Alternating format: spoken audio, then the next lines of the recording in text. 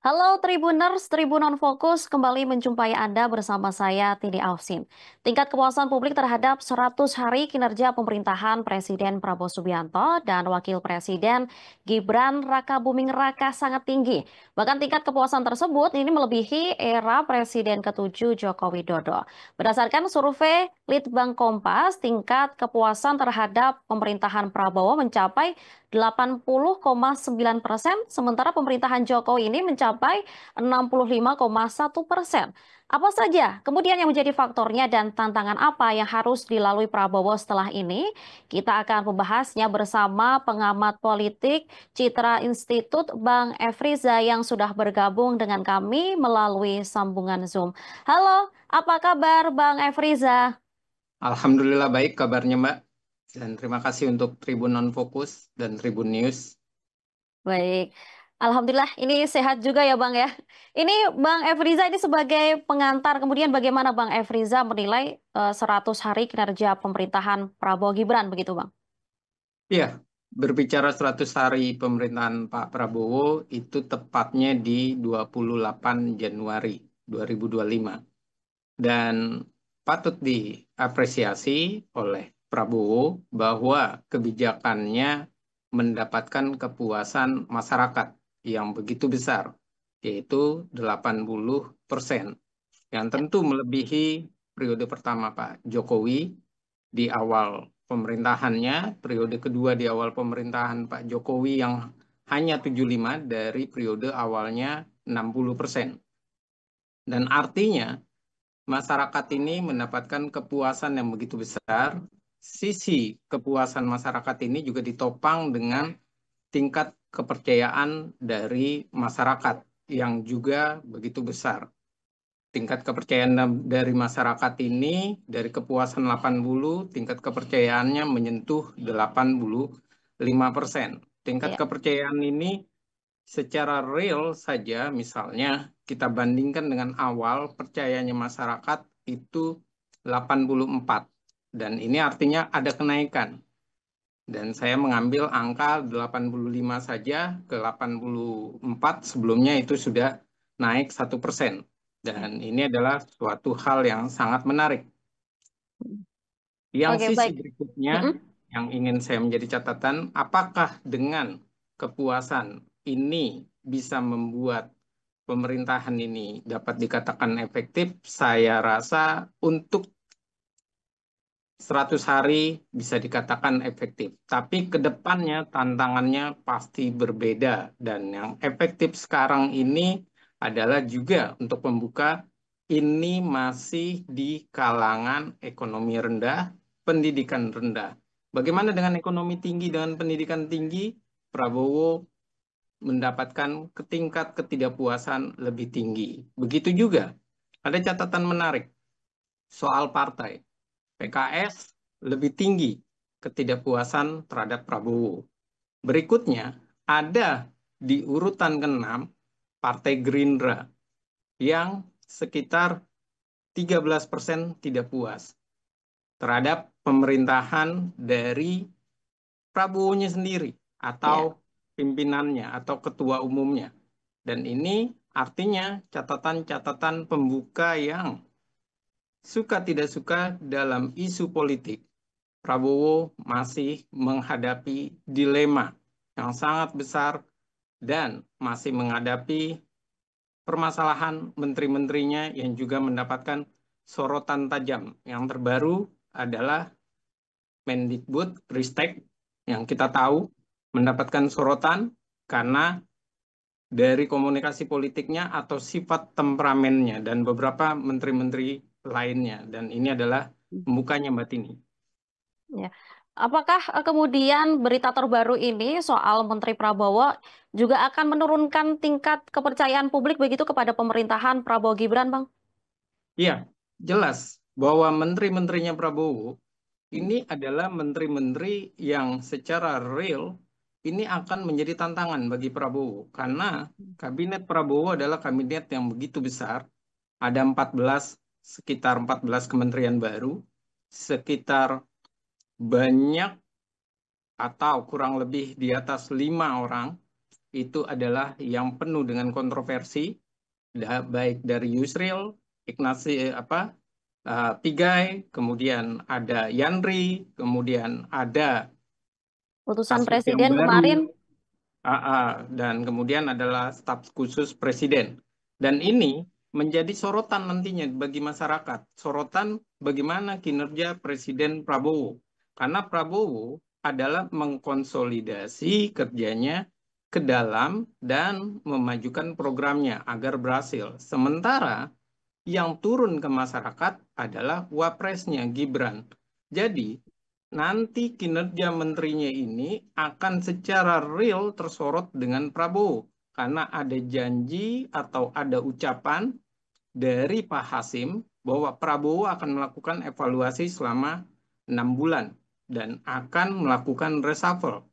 Dia tidak khawatir dengan menindak menteri-menterinya. Sementara saat ini menteri-menterinya adalah menteri-menteri yang bersifat akomodatif, yang bersifat bagi-bagi kursi kekuasaan semata. Apakah bisa Prabowo untuk melakukan reshuffle dan tidak lagi tenang karena kabinetnya kemarin itu bisa dikatakan 100 hari wajar karena dia merangkul semua lawan-lawannya, dan kemudian setelah dirangkul ternyata lawan-lawannya ini tidak bisa bekerja dengan maksimal. Kalau dibuang otomatis akan menciptakan permusuhan. Dan inilah tantangan dari Prabowo. Selain tantangan berikutnya adalah bagaimana soal sembako yang harganya begitu tinggi, yang mendapatkan sorotan masyarakat. Begitu juga dengan makan bergizi gratis yang dianggap sasarannya kurang tepat, dan bagaimana uji publik nanti akan melihat dalam hal 3 bulan ke depan dari makan siang bergizi gratis yang katanya dalam jangka panjang dan terus berkelanjutan. Ya. Bang, seperti yang Bang Efriza tadi sampaikan juga, ini kan ada pembagian tugas begitu antara Prabowo dan Gibran untuk mengurusi pemerintahan. Apakah porsi bagi-bagi tugas ini juga cukup efektif kemudian untuk meyakinkan masyarakat hingga tingkat kepuasan mereka tinggi begitu? Iya, kalau dilihat sudah cukup efektif karena yang bisa merangkul yang berada di masyarakat itu adalah Gibran. Dan Gibran dengan lapor Mas Wapres itu juga menjadi poin positif dari pemerintahan Prabowo yang mendapatkan kepuasan sampai melampaui pemerintahan Jokowi 2 periodenya di awal ya, dari pemerintahan 2 periode Jokowi. Nah, pertanyaan berikutnya, apakah yang dilakukan oleh Prabowo efektif? Saat ini bisa dikatakan yang dilakukan oleh Prabowo efektif adalah soal makan bergizi gratis. Hmm. Itu yang sudah terbukti dari program kerjanya. Satu, sementara program berikutnya yang menjadi kontroversi ketika kenaikan harga BBM dinaikkan, namun sisi yang lain ia selamat karena turunnya program PKH Makan atau bergizi. bansos. Nah, Hmm. yang berikutnya adalah adanya juga subsidi terhadap listrik, khususnya bagaimana 3 bulan gratis dan token kemarin.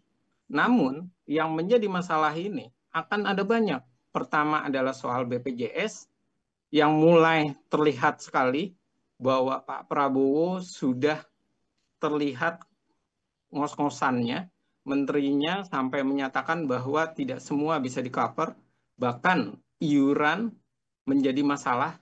Apakah Prabowo akan menaikkan iuran BPJS yang menyebabkan nanti masyarakat tidak percaya, tidak dapat lagi memberikan pelayanan, karena sifatnya waktu itu adalah sifat gotong royongnya, tapi sekarang mau diubah dan malah meningkatkan sektor swasta. Berikutnya adalah kenaikan gaji yang membuat kepuasan masyarakat begitu tinggi, tapi persoalannya adalah soal tukin. Ini juga menjadi sorotan dari para ASN. Artinya, Prabowo ini harus bisa mengharmonisasikan antara keuangan pemerintah, yang kedua realisasi janjinya, dan yang ketiga adalah bagaimana apa yang dirasakan oleh masyarakat, harapan masyarakat, kebermanfaatan bagi masyarakat itu benar-benar bisa diperjuangkan dan menjadi sebuah program yang dianggap menjadi kepuasan jangka panjang. Saat ini baru kepuasan dalam jangka pendek. Baik. Kemudian dalam rentan 100 hari kerja, ini angka kepuasan Prabowo ini kan lebih tinggi daripada Jokowi begitu Bang ya. Apa yang menjadi faktornya kemudian? Ya, kalau ditanya apa yang menjadi faktornya, yang pertama adalah Prabowo berhasil merangkul semua partai politik. Hmm. Itu adalah kepuasan dari masyarakat.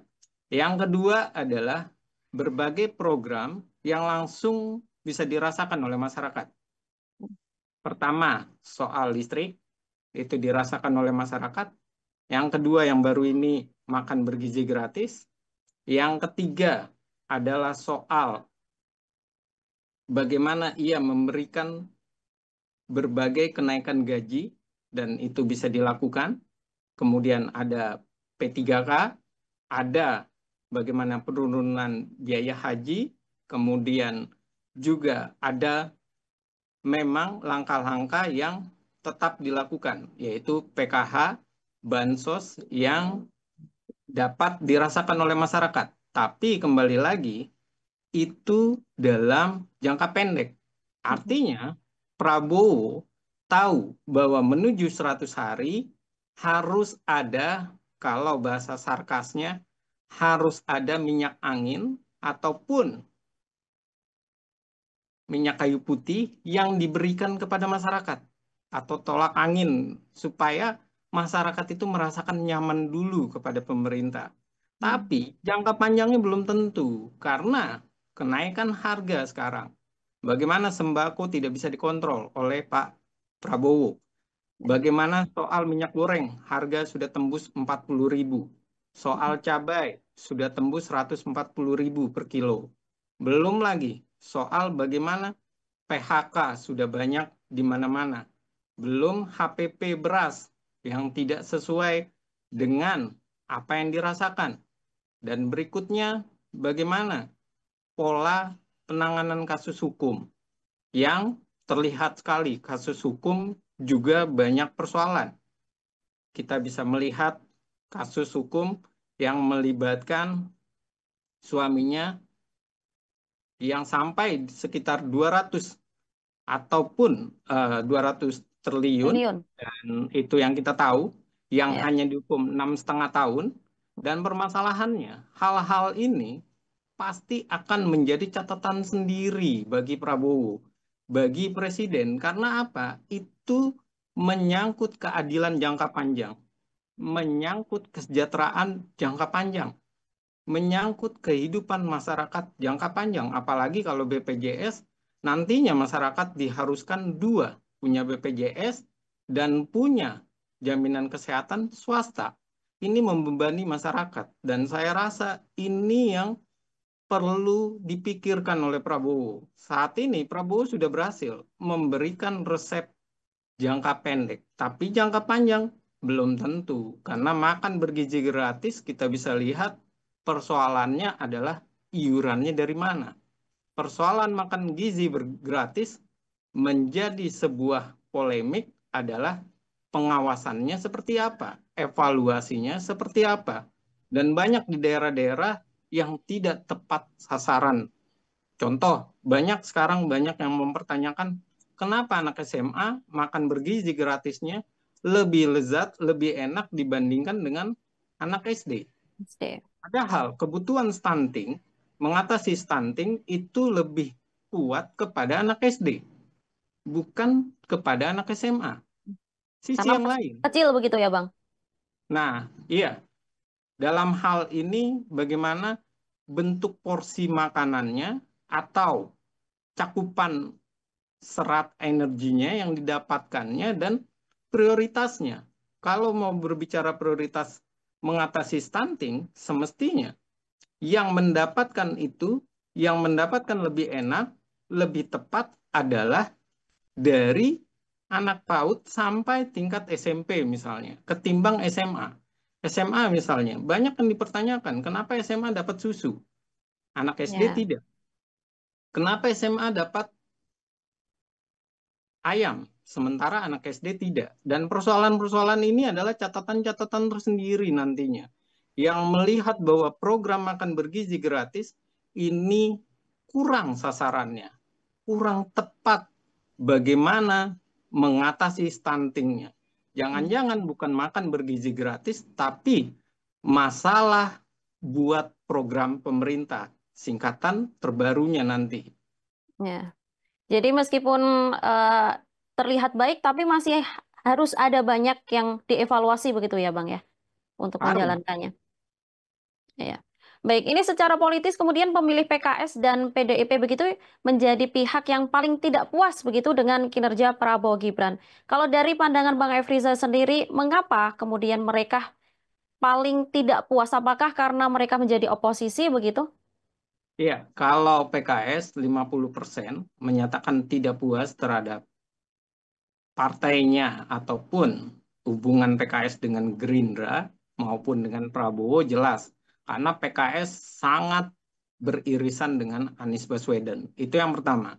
Yang kedua, urusan DKI Jakarta. Anies Baswedan tidak menjadi cagup. Itu menjadi polemik bagi kader-kader PKS. Yang ketiga, memang PKS tidak mempercayai Prabowo, kader-kadernya, bahwa Prabowo mampu memimpin Indonesia. Prabowo mampu untuk menjadikan Indonesia lebih baik dengan program-programnya. Ini tidak dipercayai oleh PDI Perjuangan dan juga lebih besar adalah kepada PKS.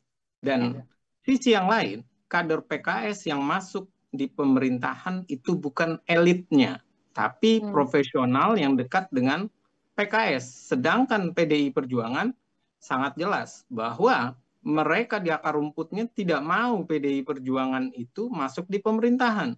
Mereka maunya menjadi oposisi.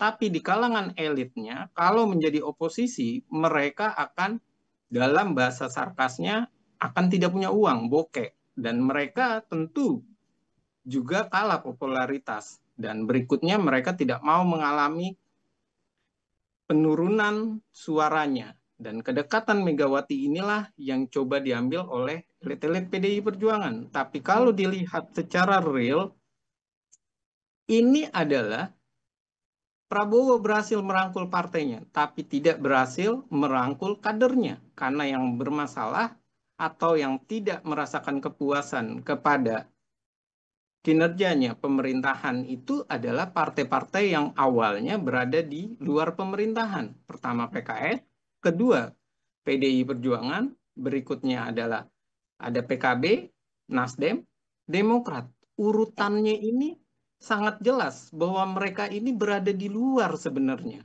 Hmm. Mereka ini dirangkul oleh Prabowo. Prabowo, oleh Gibran, oleh pemerintahan, tapi kadernya tidak disikapi oleh partai tersebut.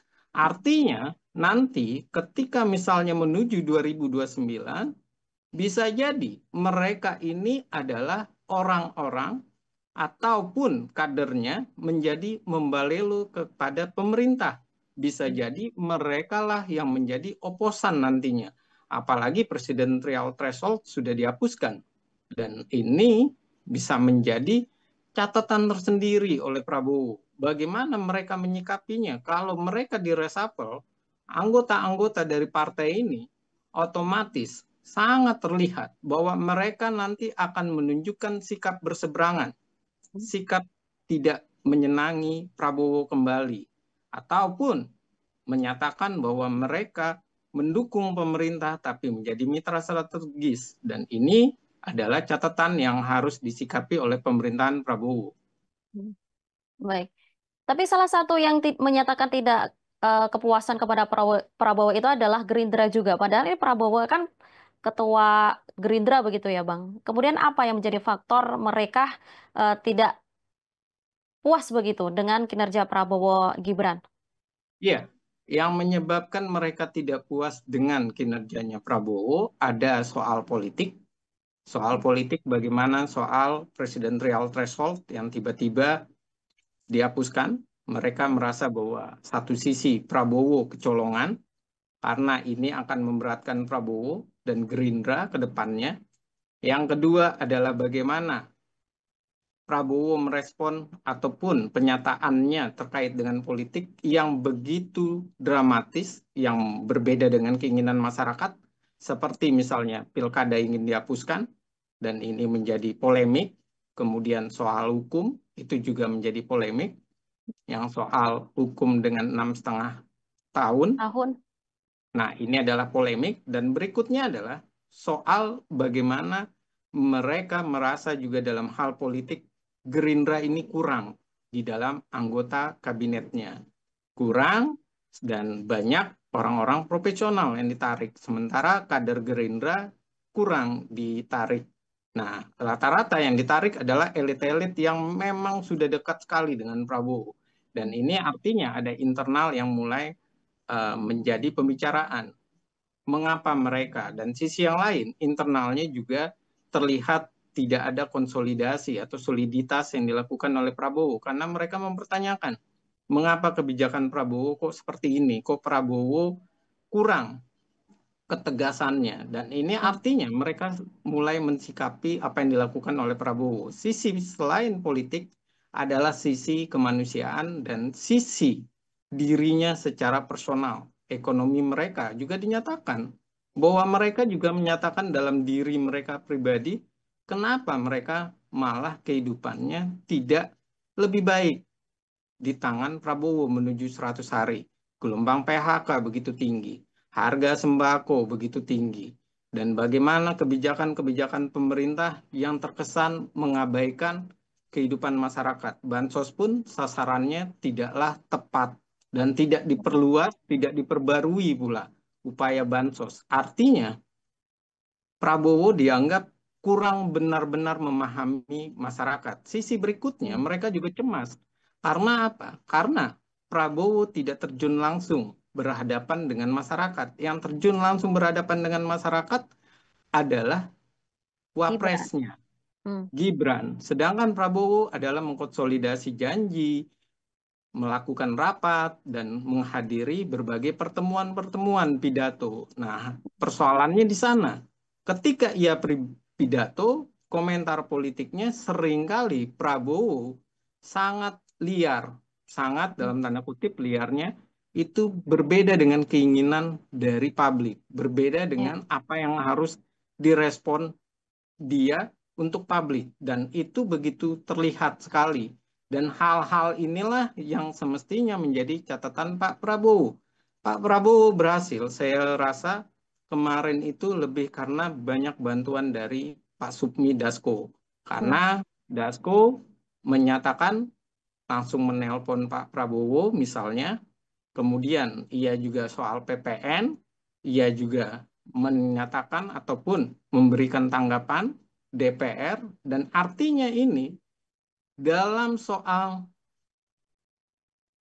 keprihatinan ataupun kepedulian terhadap masyarakat dengan respon yang begitu cepat itu tuh masih belum lentur Prabowo. Karena Hmm. Prabowo saya melihat masih terlihat belum dekat, sangat dekat dengan masyarakat. Dia masih terlihat menjauh dan masih terlihat belum membumi dengan masyarakatnya. Dan inilah yang tidak dapat empati dari Prabowo terhadap situasi masyarakat. Ya, 6,5 tahun itu keputusannya, dan 6,5 tahun itu jelas bahwa persoalan itu adalah respon Prabowo yang begitu lambat. Dan Ya. begitu juga soal bagaimana PPN 12% kemarin. Respon Prabowo begitu lambat. Dan berikutnya, Prabowo tidak merespon bagaimana harga sembako naik. Bagaimana situasi yang orang-orang juga bertanya, MBG ini benar-benar siap atau tidak? Ketika Ya. orang-orang bertanya, bagaimana pendapatannya atau dari mana uangnya. Mulailah berbicara soal Basnas dan segala macam. Responnya Prabowo itu tidak terlihat tegas. Macan Asianya itu tidak tampak. Mantan militernya tidak tampak. Semestinya Prabowo di situ menampakkan sikap tegasnya. Misalnya, MBG itu sudah ada anggaran APBN-nya dan tidak perlu khawatir. Kami akan melakukan dalam jangka waktu lama dan proses ini berjalan dan kalau perlu kami tindak orang-orangnya. Pernyataan-pernyataan itu belum keluar dari Prabowo. dia baru keluar dalam narasi-narasi politik Ya. yang malah menjadi kontroversi.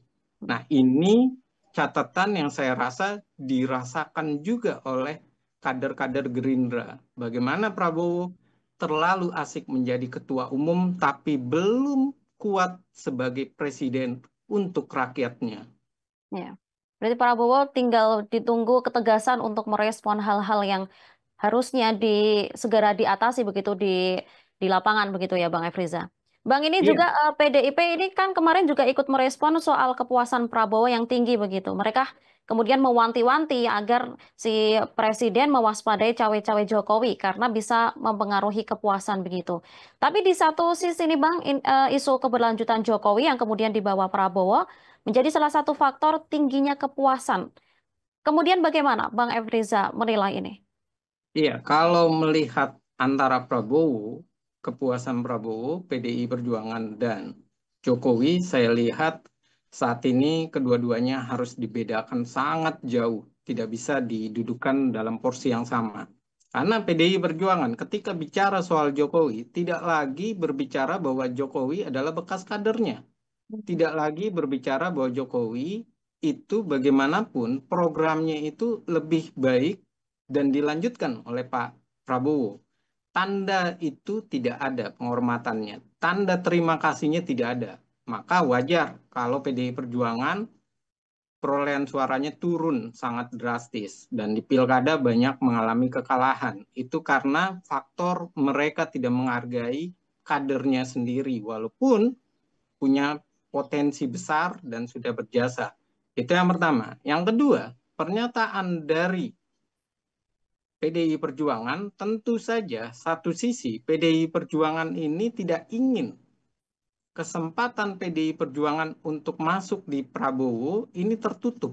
Karena apa? Karena resistensi antara PDI Perjuangan dengan Pak Jokowi. Dan PDI Perjuangan sangat berharap sekali bahwa mereka lah nantinya juga masuk di pemerintahan. Artinya, mereka sedang dalam fase sudah turun, kemungkinan bokeknya tinggi, elit-elitnya banyak yang menjadi pengangguran politik karena gagal di pileg kemarin maupun di pilkada. Inilah permasalahannya, makanya berbusa-busa, berburu-buru untuk supaya terjadi pertemuan dan masuk di dalam pemerintahan. Itulah yang diharapkan oleh PDI Perjuangan. Sementara, apakah Prabowo ini bisa diganggu oleh Pak Jokowi? Tentu saja. Prabowo bisa diganggu dengan Pak Jokowi. Kalau program Pak Jokowi malah tidak berjalan dengan baik. Itu pasti akan direspon oleh Pak Jokowi. Yang Ya. kedua adalah kalau programnya pemerintahan Jokowi yang sudah baik, tapi malah dibuat oleh Prabowo dengan situasi yang tidak dilanjutkan. Contoh saja, soal BPJS. Pak Jokowi menyatakan bahwa BPJS ini adalah untuk kesehatan masyarakat. Bagaimana polanya? Gotong royong. Dan kenapa sekarang menterinya Prabowo malah menyatakan bahwa iuran yang terlalu kecil menyebabkan rumah sakit untuk tidak bisa menginap atau memberikan rawat inap ataupun mengcover berbagai penyakit. Permasalahan ini pun sudah sampai di DPR dan sudah disuarakan oleh DPR. Dan tentu saja kegagalan Prabowo menjalankan program Jokowi itu akan menjadi bumerang. Bisa jadi hubungannya retak dengan Jokowi. Yang kedua, Prabowo mendapatkan sentimen negatif dari masyarakat karena janji kampanyenya melanjutkan program Jokowi, terutama BPJS itu tidak berjalan. Dan yang ketiga adalah Prabowo jelas-jelas nantinya bagi masyarakat pemerintah ini adalah pemerintah yang tidak konsisten, tidak bisa menyelesaikan persoalan untuk masyarakat. Dan apa yang terjadi? Ini dilematisnya. Apakah pernyataan dari menterinya ini Budi Gunadi akan menyebabkan kenaikan harga BPJS? Kalau kenaikan harga BPJS kemudian tidak bisa di-cover juga, itu akan menjadi masalah. Dan kalau seandainya semua disuruh untuk ke pihak swasta, artinya bisa jadi masyarakat membaca bahwa ada kepentingan permainan politik supaya pihak swasta mulai dilibatkan kembali, mulai diprioritaskan. Artinya ada pergeseran dari kepedulian pemerintah kepada kesehatan, dialihkan kembali kepada pihak swasta. Ujung-ujungnya adalah pendapatan masyarakat tetap kecil. Kenaikan gaji pemerintah yang diberikan oleh pemerintah kepada masyarakat itu tidak mendongkrak kesejahteraan masyarakat dan pelayanan kesehatan. Dan kalau ini yang terjadi, ini menunjukkan bahwa soal kesejahteraan, soal pelayanan, Pak Prabowo masih minim. Minim dalam arti minim bagaimana memprioritaskan, minim bagaimana dia merespon, dan minim bagaimana ia mewujudkan janji politiknya bahwa pemerintahannya adalah pemerintahan Jokowi tahap 2. Jangan hanya berpikir hubungan Jokowi dengan Prabowo, ketika renggang Prabowo dapat dinyatakan dia adalah presiden bukan boneka, tapi malah salah. Kalau program Pak Jokowi yang bagus diabaikan oleh Pak Prabowo, sementara sisi masyarakat kesejahteraannya tidak terwujud. Yang terjadi adalah malah sentimen negatif nantinya bahwa Prabowo telah gagal menjalankan pemerintahan Pak Jokowi, Prabowo telah gagal menjalankan janji politiknya, Prabowo telah gagal untuk mensejahterakan masyarakat. Dan ini respon yang harus dipelajari oleh Prabowo. Jangan terbawa permainan politik PDI Perjuangan. Baik. Eh, dari awal ingin menjadi presiden begitu, Prabowo seperti yang dikatakan Bang Efriza akan melanjutkan program Jokowi begitu. Tapi di semakin perjalanannya pemerintah ada beberapa yang blunder begitu. Apakah ini sebenarnya antara Prabowo dengan para menterinya sendiri kurang komunikasi begitu agar oh ya tujuan untuk mencapai pemerintah yang berkelanjutan begitu soal program-program Jokowi ini kurang begitu antara Prabowo dengan para menteri begitu, Bang? Iya, bisa jadi memang satu sisi konsolidasinya kurang, sisi yang kedua, ini menjadi pertanyaan, ada tidak evaluasi dari Prabowo terhadap menteri-menterinya? Ada tidak bagaimana Prabowo menggelar rapat besar untuk merespon berapa bulan sekali atau berapa minggu sekali untuk merespon apa yang dinyatakan oleh para menteri-menterinya? Karena masalah ini pernah terjadi di pemerintahan Pak Jokowi, bahwa menteri-menterinya ini ternyata adalah menteri-menteri karena bagi-bagi kursi, mereka tidak menjalankan visi seorang presiden. Mereka tidak melihat apa keinginan presiden. Yang mereka tahu adalah hitung-hitungan bagi mereka untung dan rugi semata. Mereka tidak melihat apa yang semestinya dijalankan. Kalau seandainya pemerintah misalnya mengalami kerugian karena BPJS, kita ambil contoh, maka menterinya itu harus membuat terobosan baru. Ia harus melakukan upaya nyata, bukan menggandeng pihak swasta yang kemudian membuka jalur pihak swasta untuk mendapatkan respon. Dan ujung-ujungnya apa yang terjadi? Masyarakat yang nanti akan mengalami keberatan. Satu sisi, kalau tidak di-cover, ia juga harus punya jaminan kesehatan dari swasta, artinya ngapain jaminan kesehatan pemerintah diandalkan kalau tidak bisa menjamin kembali. Dan ini artinya Pak Prabowo harus belajar bagaimana pemerintahan Pak Jokowi. Banyak menterinya yang terlalu cepat berkomentar, yang akhirnya menjadi kontroversi. Itu satu. Yang kedua, harus dipahami bahwa komentar politik itu harus dijaga. Jangan sampai komentar politiknya sudah terkesan itu adalah keputusan atau kebijakan. Karena kebijakan itu, apa yang dilakukan oleh pemerintah maupun tidak dilakukan pemerintah, pada dasarnya adalah sebuah kebijakan. Dan ini jangan sampai dinarasikan adalah sebuah kebijakan baru dari pemerintah yang enggan membiayai masyarakat, yang mulai ingin meningkatkan harga dari misalnya BPJS, ataupun soal tukin. Bagaimana tukin ini turunnya kapan dan segala macam. Ini tentu harus direspon. Dan berikutnya, yang tadi terkait evaluasi. Mana Prabowo evaluasinya terhadap para menterinya, terhadap staf-stafnya? Jangan evaluasi itu diberikan kepada Mayor Teddy. Jangan evaluasinya itu diberikan kepada para komunikator politiknya yang berada di lingkup kantor presiden, tapi harus juga keluar dari mulut Prabowo. Bagaimana menteri-menterinya yang bermasalah, yang mendapatkan sorotan, yang harus mulai direspon. Sama seperti Pak Jokowi waktu itu merespon, ketika menterinya terlalu banyak komentar dan ia akhirnya bilang, jangan banyak komentar, kerja, kerja, kerja, dan kerja. Karena Menteri Prabowo ini banyak kan berkomentar soal bagaimana libur saja sudah mulai menjadi kontroversi di masyarakat. Ya. Apakah libur 1 bulan ini bermanfaat atau libur 1 bulan ini menyebabkan anak-anak bermain gadget? Dan libur 1 bulan ini menyebabkan masyarakat menjadi masyarakat yang tidak produktif. Dan inilah yang harusnya Prabowo menarik para menterinya, mengajak duduk bareng dan membahasnya. Jangan diserahkan kepada Mayor Teddy terus. Karena Mayor Teddy itu satu sisi dia staf presiden, sisi yang lain dia seperti asistennya Prabowo. Jadi posisi-posisi ini harus mulai dibedakan oleh Prabowo dan mulai harus ia berani. Jangan berbicara soal politik semata ataupun berbicara soal bagaimana ia sudah membangun proyek baru listrik. Tapi ia juga harus merespon apa yang diinginkan oleh masyarakat.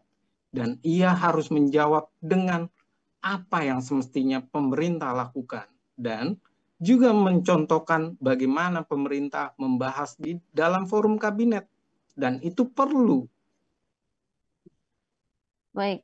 Bang Efriza, ini terakhir. Ini tingkat kepuasan kemudian keyakinan masyarakat kepada Prabowo Gibran kan tinggi. Kemudian agar nantinya tingkat kepuasan bahkan keyakinan ini agar tetap tinggi sampai nanti selesai menjabat, apa yang kemudian harus mereka lakukan? Ini Bang Efriza. Iya, yang pertama yang harus mereka lakukan adalah membuat kebijakan yang benar-benar sesuai keinginan dari masyarakat, sesuai dengan janjinya Prabowo, bagaimana ia mau meringankan beban hidup masyarakat.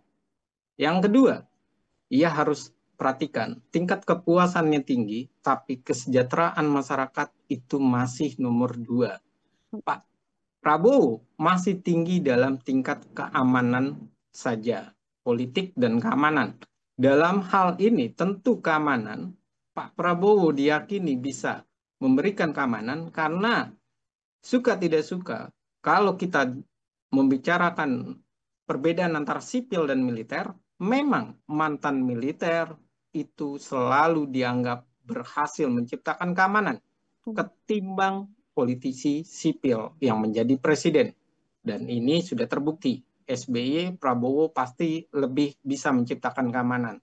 Yang kedua adalah bagaimana ia merespon keinginan publik. Ia merespon kebijakan publik. Karena suka tidak suka, Pak Jokowi itu masih ada kebijakan yang benar-benar sesuai dengan keinginan publik. Contoh misalnya, bagaimana ada kasus kekerasan seksual.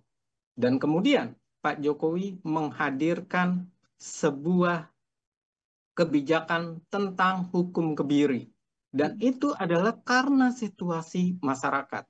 Kalau di dalam teori politik harus ada within input. Input dari pemerintah, bagaimana merespon. Dan input dari pemerintah saya lihat sudah bagus. Satu sisi soal listrik yang diberikan gratis atau dapat potongan 50% dan ada token yang tiba-tiba naik dayanya dan ini adalah suatu hal yang bagus. Kemudian PPN juga merespon 12% yang kemudian dibatalkan. Tapi jangan salah, PPN 12% ini pada dasarnya tidak semuanya kebijakan Prabowo ini berlaku di lapangan. Karena di lapangan saya juga makan di luar misalnya untuk dine-in. Itu bisa sampai servis pelayanan kemudian PB1-nya bisa sampai 25.000. Artinya, angka pajak itu masih tinggi. Dan apakah Prabowo memperhatikan itu? Belum tentu. Prabowo terlalu asik di dalam pemerintahan. Kemudian tadi, bagaimana harga-harga sembako? Prabowo bisa menurunkan kemarin. Tapi di sekarang ini situasi ekonomi, situasi faktor cuaca, ia abai. Buktinya minyak goreng masih tembus 40 ribuan dan belum sampai ke angka yang relatif murah. Begitu juga dengan harga sayur maupun harga cabai dan segala macam. Kebutuhan masyarakat itu belum. Artinya yang perlu dilakukan oleh Prabowo adalah turun ke lapangan, mendengarkan masyarakat, melihat dan membaca keinginan masyarakat, membuat kebijakan yang baik, kemudian mengelola pemerintahannya dengan berani mereshuffle, berani mencari seorang pemimpin ataupun seorang menteri yang baik, bukan cawe-cawe lagi, bukan hanya kepentingan pragmatis, dan berani untuk bertindak atau menunjukkan bahwa pemerintahannya memang mau melanjutkan pemerintahan Jokowi, tapi andai pun mau merevisi, jangan malah merusak fondasi akarnya. Soal BPJS itu adalah bukan merevisi, tapi menyalahkan fondasinya. Fondasi gotong royong itulah yang disalahkan oleh Menteri Kesehatannya. Dan ini harus direspon. Kalau perlu Menteri Kesehatannya jika tidak bisa menjalankan BPJS, tidak bisa memberikan jaminan BPJS kepada masyarakat dengan banyak hal, maka menterinya ini harus dievaluasi, kalau perlu di-reshuffle. Dan ini harus dilakukan oleh Prabowo dengan jangka waktu seperti janjinya, 6 bulan. Artinya ketika 100 hari, pertanyaannya adalah 6 bulannya Prabowo bisa atau tidak melakukan reshuffle. Jangan-jangan Pak Prabowo tidak tahu menteri-menterinya yang bermasalah yang mana, yang tidak bisa bekerja yang mana, menterinya yang berbeda dengan visi misi Pak Prabowo yang mana. Nanti kalau seperti itu bisa jadi Prabowo bukan menjaga tren popularitas, tren kepuasan, tapi ia malah menghadirkan sentimen negatif ketidakpercayaan masyarakat kepada Prabowo. Terima kasih Bang Efriza telah mengobrol dengan saya di Tribun On Focus hari ini. Mari kita sama-sama kita nantikan apakah setelah 100 hari kinerja Prabowo Gibran ini, Prabowo akan lebih tegas begitu untuk menyuarakan apa yang menjadi masalah di masyarakat, terutama kinerja para menteri yang mungkin kurang mengetahui apa yang menjadi tujuan Prabowo ke pemerintahan selanjutnya begitu. Terima kasih Bang Efriza, sampai jumpa di Tribun On Focus selanjutnya. Demikian Tribuners, obrolan saya bersama Bang Efriza di Tribun On Focus hari ini. Sampai jumpa di Tribun On Focus selanjutnya. Sampai jumpa. Download Tribun X sekarang. Menghadirkan lokal menjadi Indonesia.